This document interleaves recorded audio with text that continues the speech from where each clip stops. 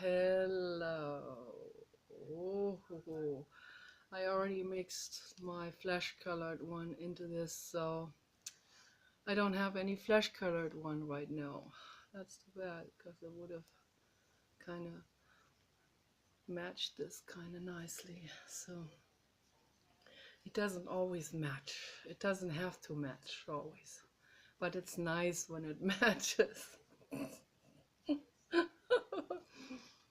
So yeah, my figurine is coming along. I have made a couple of mistakes. I had it already in the hallway. What happened is it was already sitting on this here, and then when I walked by, I saw, oh, there is a little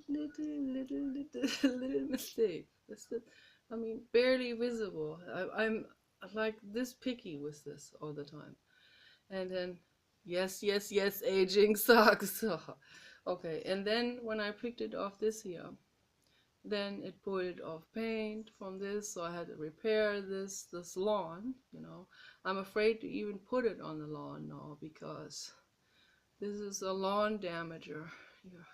Yeah, this is not nice. This is not nice. No. So I was not nice. I damaged the lawn. Okay, so yeah, this is almost finished. Yeah, as you can see, it's almost finished. And then I will make a video eventually when they are sitting in the hallway together with the other in vitro meat plant figurines. But I'm not gonna place any of them on that lawn. I really made it for that, to place them on it, but now I can't do it. But I made the lawn better in the process. Now that I repaired it, I gave it even another shade of green that I had to mix up, because the old shade underneath I didn't have anymore. So now I gave it an extra color of green now to that collection of greens, which is very neat. Looks great. So just wanna show this one more time. So yeah, this color green here I didn't have anymore, so I had to mix this up from blue and yellow, and this came out. Blue and yellow makes green. That's very pretty. So, okay, and I want to make something with this here today. I want to make something with it. I don't really know what to make. What am I gonna make with this? Maybe another face. Yeah, I felt like making another face. I feel like making Casper puppets. This thing here, it really reminds me of my Casper. I had a Casper. I don't know if you're familiar with those. In Europe, particularly in Germany, I don't know about the other countries, but Casper is a very ancient figurine, an ancient puppet, a hand puppet actually. So you put your finger into the head, and then you put the other fingers into his arms, and then he can do this here. Hello, sort of like this. Hello, hello, hello. But it's sort of like a mitten.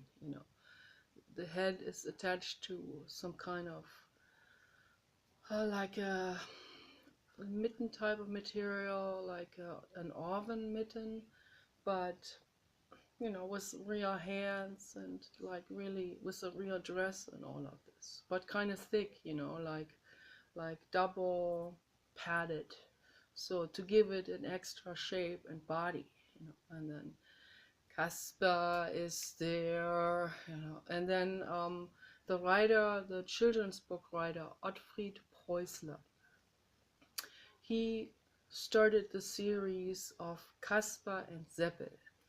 Seppel is his friend.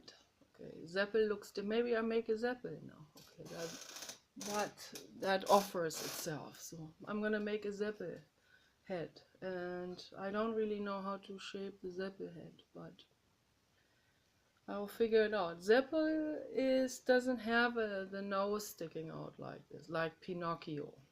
See, Pinocchio is sort of like an Italian version of the Casper, of the German Casper, with an even longer nose. So, which is interesting because actually in northern Italy and in Switzerland, in the mountains, in the German-speaking part of Switzerland, and yeah, on that entire mountain range, sort of, they have people with very long noses.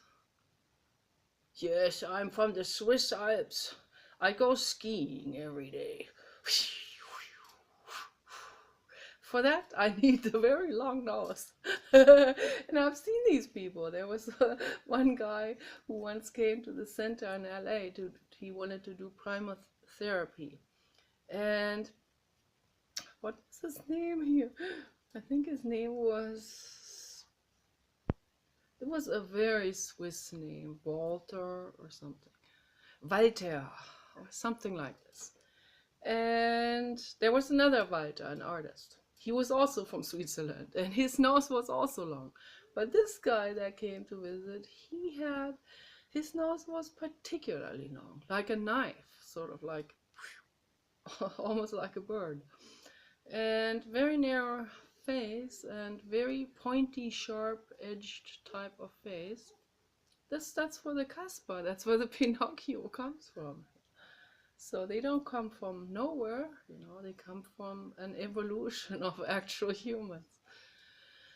But, maybe with pronounced characteristics, features, with, like a cartoonish, like a caricature is always an exaggerated version of that what already exists. So this guy, he came to the center, I'll never forget that. And he asked everyone, how long have you been here? Oh, one person said, oh, a year. The other one said, 2 years. And then another couple, oh, we've been here 8 years.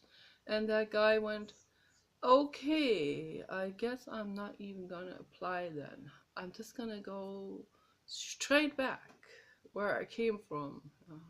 Round trip.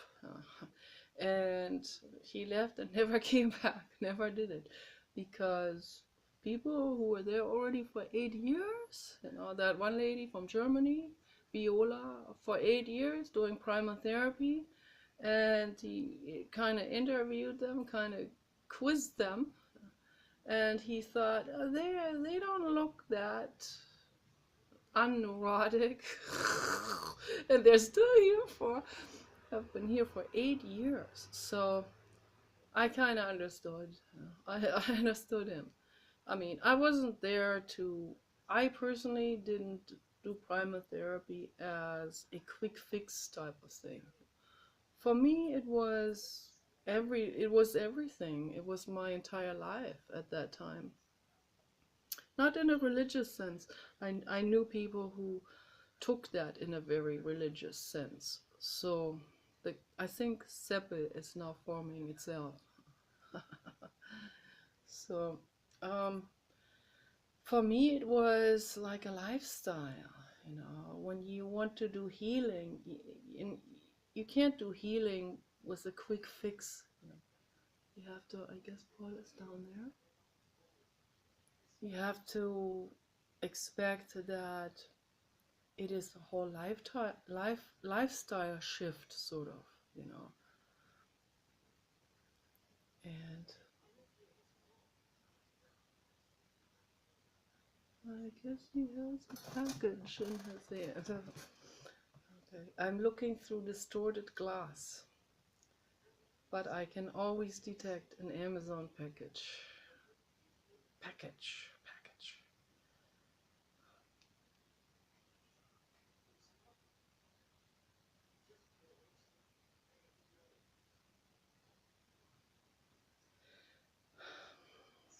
So when we were kids, we had this collection of Casper puppets, and it was so much fun, and they were made out of a rubber material that had a very distinct smell. And I love the smell because I love the puppets, but I'm sure that smell that came out of that plastic was not that healthy. Probably some kind of polyethylene. I don't know what it was. Some kind of vicious 60s plastic or something. Got a package. Yeah, Zeppel didn't have that. Zeppel's nose was more like a stubby nose, like this here. Hello. No, but Zeppel didn't have such a mischievous facial expression. No, he was friendlier than that.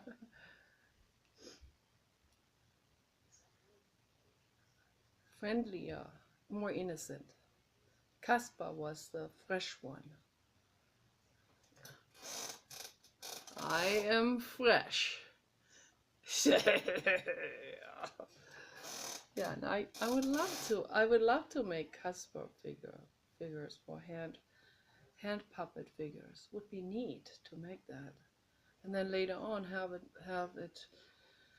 have them casted, not in Hollywood, but casted in gypsum, and then made them into rubber casts, like a synthetic rubber type of material, and then made a dress for them and sold commercially for kids, so that kids can get off the internet and play with the puppets instead, and make their own stories and tell their own life stories, do a psychogram, like, hello, I am Zeppel and I have been abused.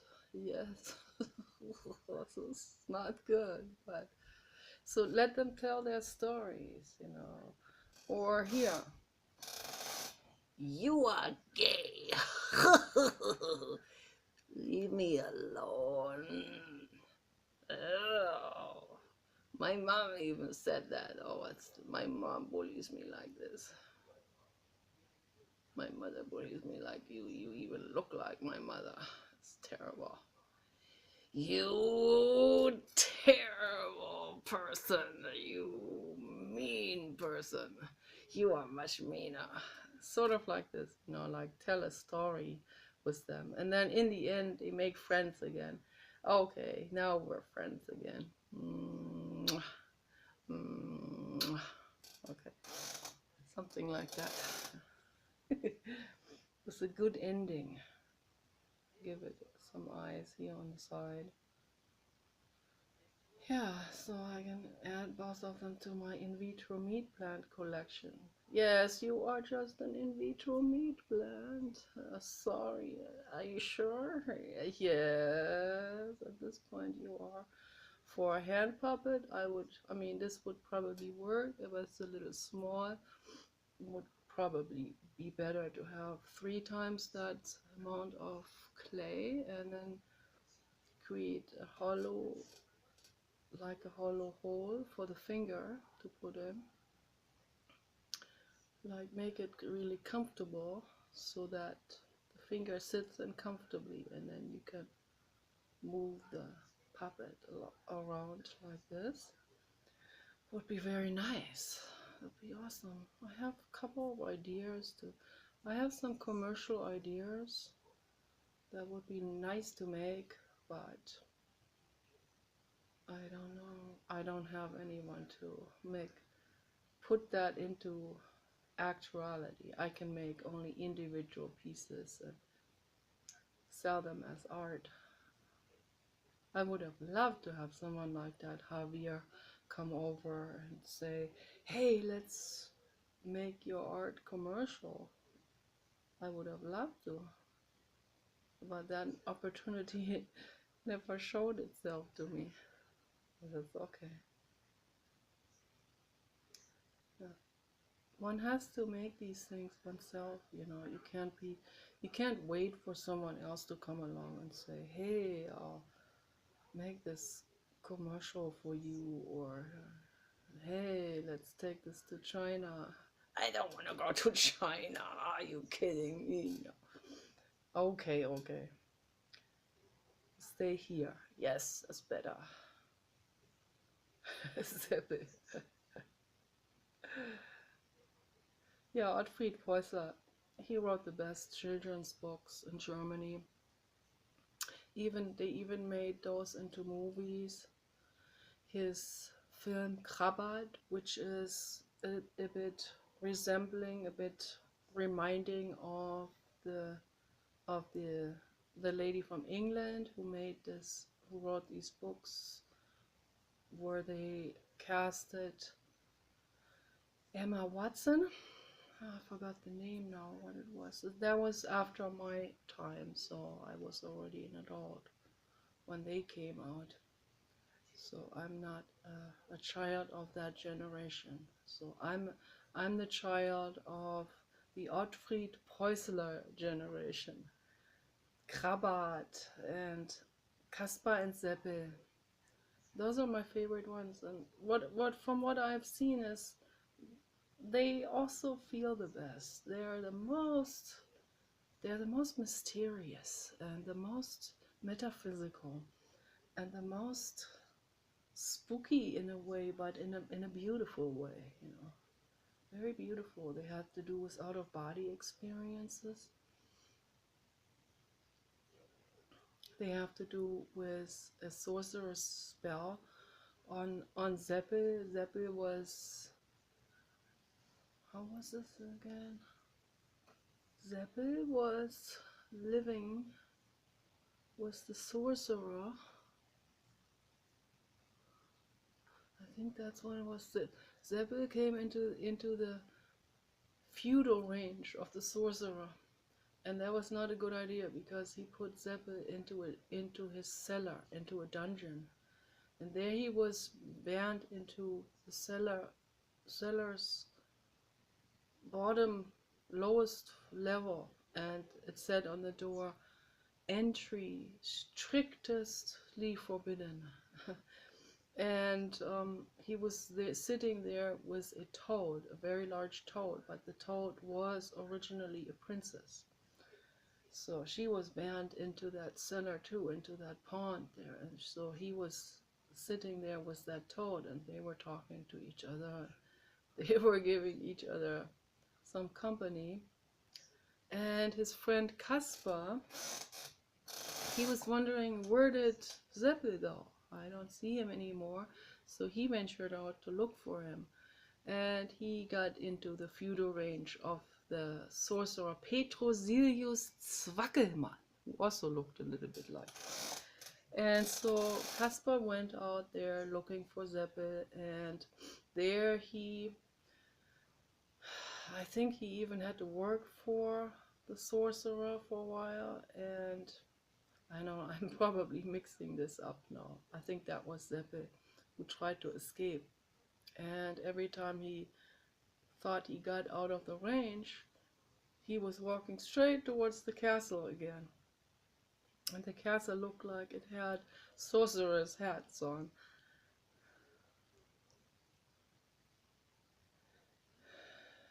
It's kind of like how I felt with my husband. No matter how much Seppel was sweeping the floor made itself dirty again as he was sweeping. It's kind of like how I felt too, often.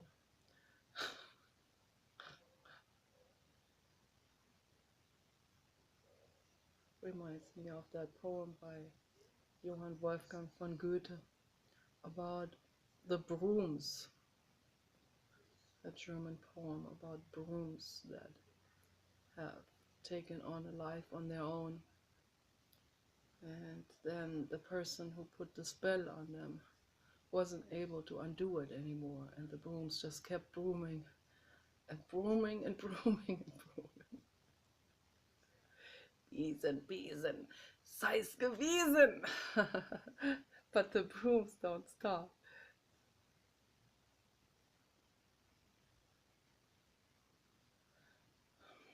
Yeah, so Kaspar finally found those entry these doors with those entry labels that said Eintritt strengstens verboten, which means entry point strictly forbidden, and super security zone or something.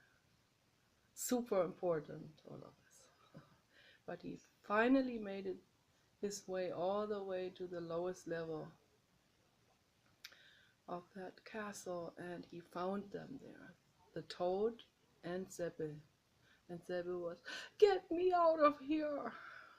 Kind of like the Silence of the Lambs. "Get me out of here!" And Caspar said, "You're safe." "I don't know about that." "Yes, you are. You are safe now. I'm getting you out of there." I don't know. I forgot now how it ended. It's been a long time that I have read that book. The eyes are kind of like on the back now, almost. My name is Seppel, and I wear knickerbocker leather pants, but mine are made out of vegan leather. Okay, because I love animals. Yes, I got those nice traditional Bavarian knickerbocker pants, and they come all the way to my knees, and they have a little ribbon on the side, and they are made out of vegan materials, all synthetic, 100% synthetic, and they feel like rough leather, and they are like a color like this table here, which is a nice color, like a nice grayish off-white. Nice. And then I got a nice shirt to go along with that, an all cotton shirt, and that has the same color, and it has a couple of traditional knickerbocker heart patterns on it, with a real nice super duper 70s color. The 70s color that has an enforcement rim inside. so so that it stands up, and then the color comes all the way down like to here. Pointy, that's how I like it. Yes, that's nice. That's nice. And then it has really, really nice buttons, the same color as the shirt, this grayish off-white. They are all 100% synthetic, but they look a little bit like a horn material, and they have a little bit like a horn patina on it. Very nice, a little bit like speckled. Very nice, but it's all friendly materials. Yes, from fossil fuels, which is not that friendly, but from recycled materials, of course. So, no more drilling, okay? You understand me, right?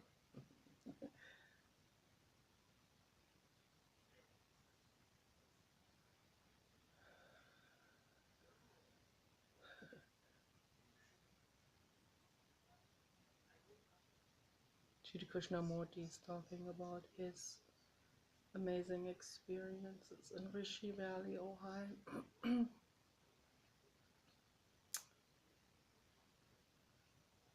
He woke up meditating. He had some amazing revelations.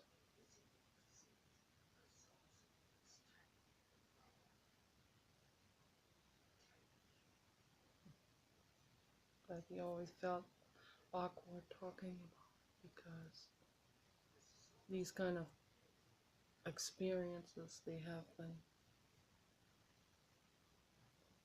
been often blown out of proportions, and people bragging about it and so on. So this has this connotation of braggery around that whole subject of metaphysical experiences and stuff like that. But he truly had metaphysical experiences because he was completely tuned in.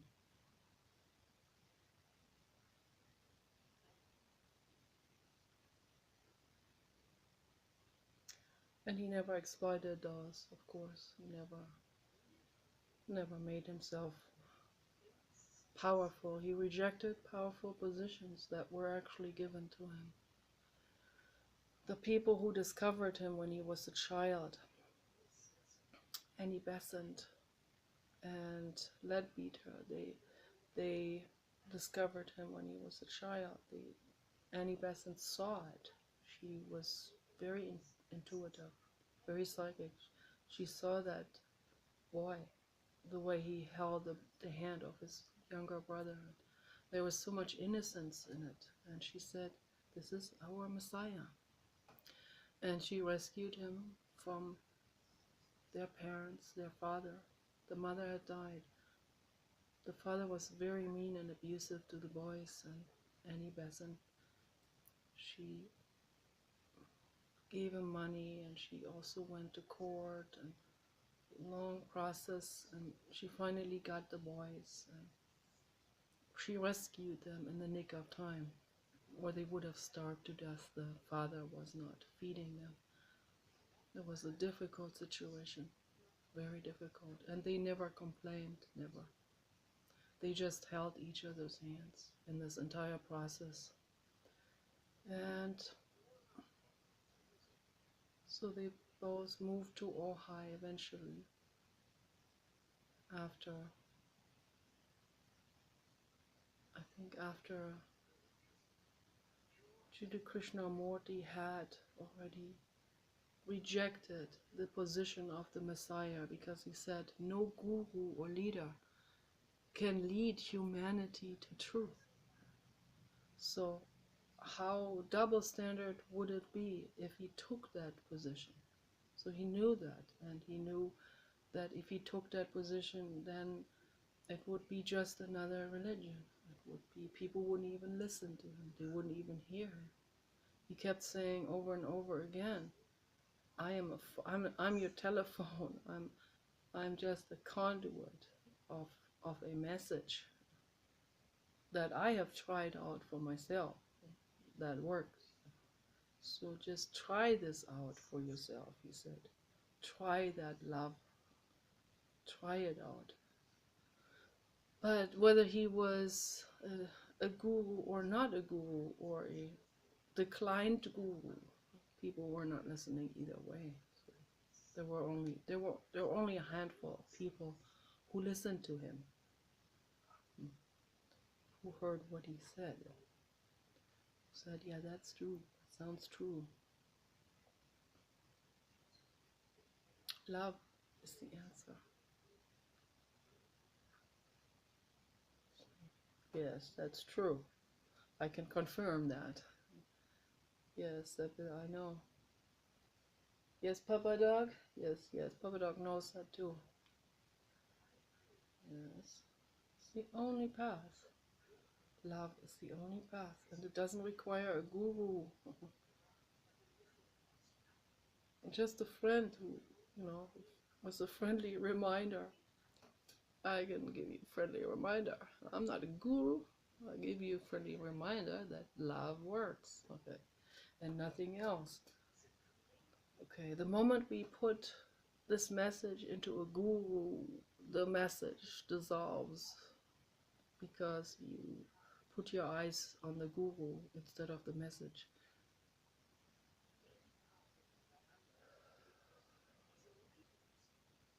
It's not about magic tricks, and levitation, and any of these things. That's all just spectacular stuff, it's glam, it's excitement. Even the experience of enlightenment, what is this other than a roller coaster ride or skydiving? Yeah. So is it about love? That's the question to ask. If it's not about love, then what it is? What is it good for? It's not good for anything. It's just another magic trick of Las Vegas, that's all it is. The enlightened one. Yes. It's empty. So love is what we all need and what we all want. And what we are trying to get, looking for it in the wrong places, with the wrong people, with the people who are not there yet. But we struggle for it because they remind us of our parents. And the struggle continues, see me, love me. That's not love. That's childhood trauma acted out in adult life. Love is if you go out and rescue a dog from a busy street, that's love. You're not getting a job promotion for that. You're not. If you get a job promotion for that, then you know that you found the right job, you found the right people. So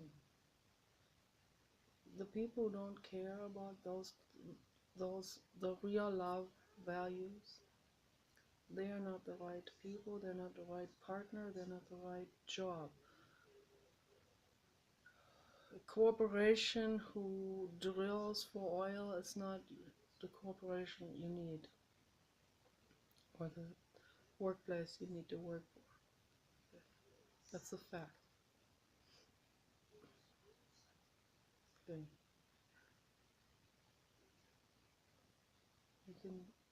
If you work for someone who makes the world a better place, like Elon Musk, then you know you found the right place. For Elon Musk he is understaffed. I mean, at least understaffed with the right people. So because of that, he works overtime, and they all have to work much more than the average company, because otherwise they would not make it. He would not keep the company going, because he has so many infiltrators that try to hurt his company, that try to sabotage him. Every day my husband talks to me about this, what they have done to him again, how they slandered him in the media and so on. It's just another typical testimonial for how the oil industry operates. They don't operate with honesty. They don't operate with anything kind. It's all cunning, vicious attacks, vicious public slandering methods, and that's all it is, because it's only about their profit maximization. They don't want to lose their company to solar energy and clean energy that saves the world. They don't want to save the world. They want to save their profit maximization. People need to understand this. You need to understand who is who in the world. Who is doing what? Who is capitalizing? But people don't look behind the scenes. They go by what their favorite person in the media says, and what they think, what they believe, who they vote for, and so people say the most incredibly nonsensical things because they want to belong. That's how people function, and we need to become aware of this. If we want to shift that, if we want to heal this, if we want to become aware, we need to look at the issues. We need to look at the actual problems that are happening. The problem is people believe everything that they hear, and they don't question it. They don't inspect it through the lens of reality and reason and practicability and kindness. They see it through the lens of They believe it, so I will believe, so that they can like me. That's the lens they see things through. Someone says Hillary Clinton is this or that. I've heard the most incredibly hideous stories. Where do these stories come from? Who brings these stories into the world? Obviously, the oil industry. Yes, because Hillary Clinton has already also the platform under her belt, so to speak. She's running under the right constituent platform that is for. That doesn't mean I'm siding with their platform, or that there's a lot wrong with their platform, but I'm siding with the things that I am siding with, which is green energy and making the world a better place, clean solar power and green jobs and all of that. So that's the right thing to do. That's because that's love. That is love. It's based on love. An economy can come out of this, with prosperity and everything. But the oil industry doesn't want that to happen, because then they lose their constituents, they lose their clientele. If I was somehow in the oil industry, if I had been born into the oil industry or something, the way I care about things, I would say, okay, even if this costs me billions of dollars in the future in profit maximization, we are going green. We are completely converting. And even if everyone hates me for it, and even if I get assassinated for it, and from people that work for me in my own company, which think these things happen out of greed, I would still do it. I would risk my life to convert that company to green, because the right thing to do. It is the kind thing to do. It's not politically right. So it's ethically the right thing to do. So, that's what I recommend to people who have been born into the oil dynasties. So convert now, convert it. Make the world a better place. Be part of making the world a better place. Be part of the solution. And if everyone did it, if everyone would do this, the more people who would do it, the less people will be assassinated for it, because then it becomes very hard to assassinate all of these people. So then it would become very obvious suddenly, be very obvious who's behind these assassinations. People, activists who went into the ExxonMobil company, daughter company facility in Mexico, they have been assassinated. They have been shot on that property. I just wanted to mention this.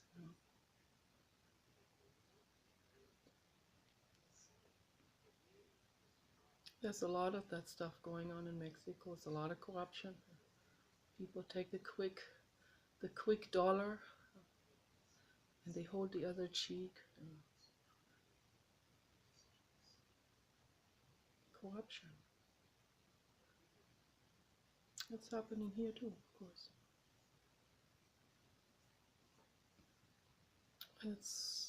It gets worse. The farther you go towards the equator, the corruption gets worse. This is a statistical fact, all the way around the globe.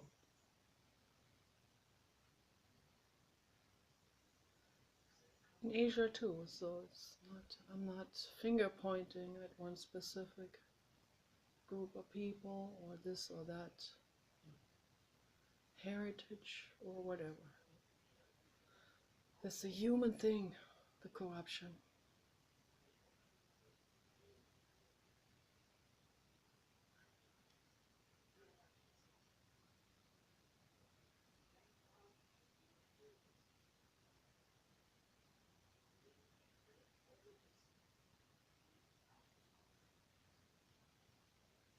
That's why we don't want some other culture to move into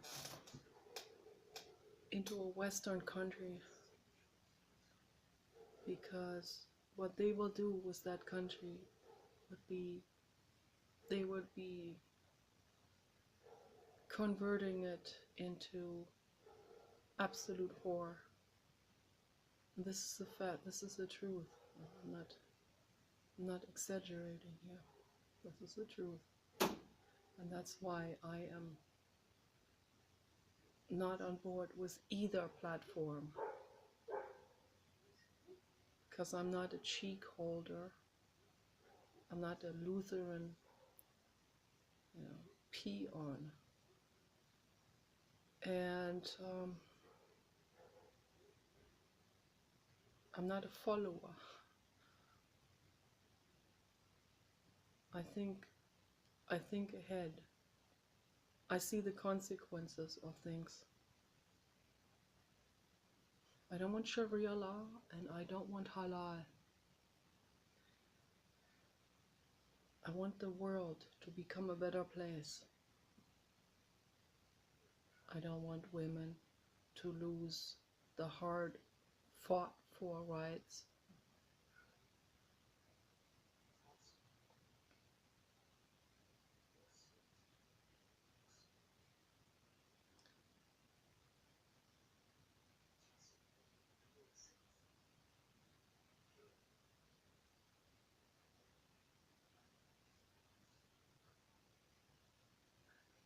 I want animal rights and animal laws to become better and better and better. Not be rolled back by 500 years.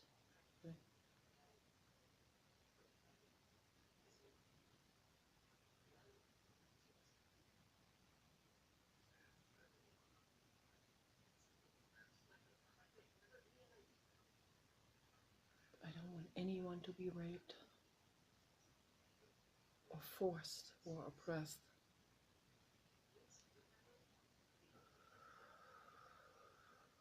We want to make it better, not worse.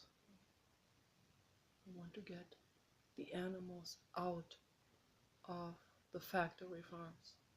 We don't want to make it worse.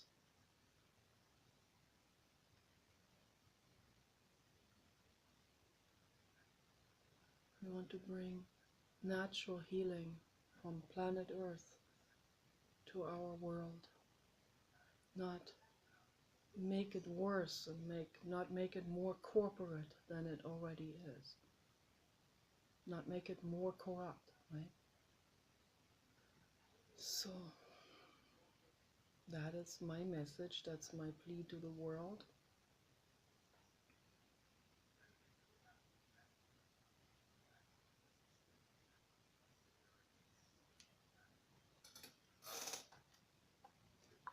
Yeah,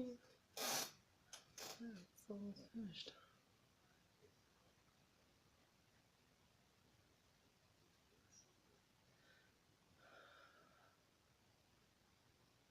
I'm so infinitely grateful for the conversations by Jiddu Krishnamurti and Dr. David Bohm.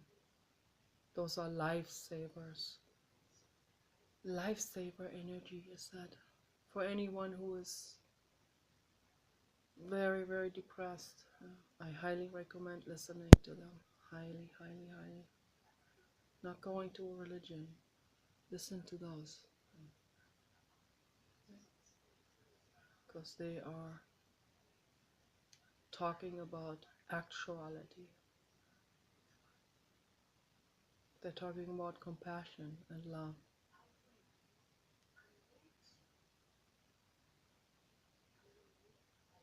They're talking about truth.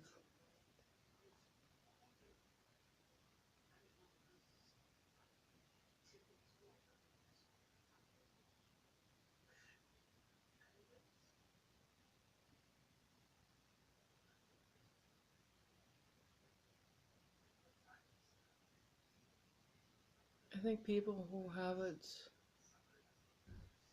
who are in some kind of success, in quotation marks, because just financial success alone is not success in my opinion, but people whose neurotic ways seem to somewhat function or appear to function, let's put it that way, they're not going to be willing to listen to them. But if you are at the end of your road, and if you have tried the ways of the neurotic society and it didn't work for you, and you see it doesn't work, and you see how neurotic it is, and you are very sensitive, and you are suffering from society, and you think society has put a label on you, you the outcast, or you the mentally ill person, maybe that's when you are ready and ripe and receptive to listen to Jiddu Krishnamurti. And then you will see it's not you who's at fault. Then you will see that it is society with their severe neurosis, mass neurosis, that has put a label on you, because they will never label themselves. They will never look at themselves. They give themselves titles, but not labels. So they work on pride, they work on shame, they don't work on truth. So you will see then, and you will feel understood, and you will see that the ways of society, they go into dead-end street, and maybe you can rescue yourself now, and then you can share that with other people. And that's how we gradually bring the truth and love and compassion to the whole world, by sharing that. And by sharing that with those people who are at the end of their road, who have been labeled by society, by the society who thinks that they are right and we are wrong. Because the ego is not willing to look at the truth. The ego is terrified of truth. It can actually be cruel to some egos, to be encountering the truth spontaneously. When someone, for example, when someone like that lady who lost everything through her gambling, she comes crumbling and falling and rolling down onto the foot of the mountain where she's never been before. That's very scary and very cruel. It's a rude awakening for some people, okay? But that is probably the only time they will ever listen. That brings me to my friend Annalise, my therapist, whom I love very dearly. She died in December 2016, just like about 2 weeks after Kenny. What Kenny did is, he took her by the hand. He said, "Annalise, come. Why cling to it?" She was 94.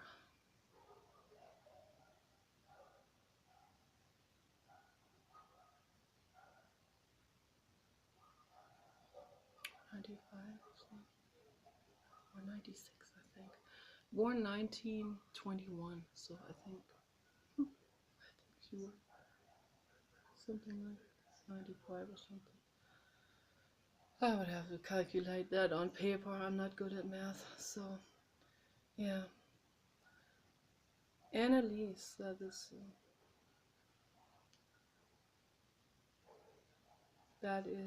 she had a rough life, a very, very rough life, very, very rough, very painful.